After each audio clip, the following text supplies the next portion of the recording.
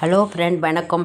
இன்றைக்கி முந்திரி பாதாம் சேமியா பாயாசம், பாதாம் பிசுனும் போடலாம். அது எப்படி செய்வோன்னு பார்ப்போம். வீடியோங்க முதல்ல சேனலை பார்க்குறீங்கன்னா சப்ஸ்கிரைப் பண்ணிக்கிடுங்க.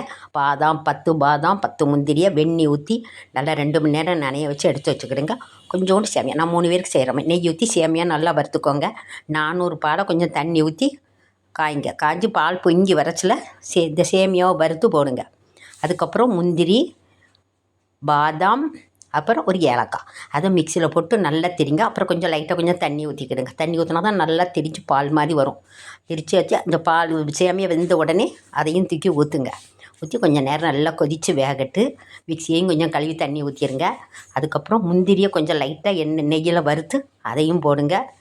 போட்டு நல்லா கொதிச்சு வந்தோடனே ஜீனி போடணும்னா போடுங்க. நான் வெல்லம் தான் போட்டேன், அதனால் ஆஃப் பண்ணிவிட்டு வெல்லத்தை போட்டு குடிக்க வேண்டாம். பெண் குழந்தைகளுக்கு இந்த பாதாம் பிசின் போட்டு கொடுங்க. சப்ஸ்கிரைப் பண்ணுங்கள், லைக் பண்ணுங்கள்.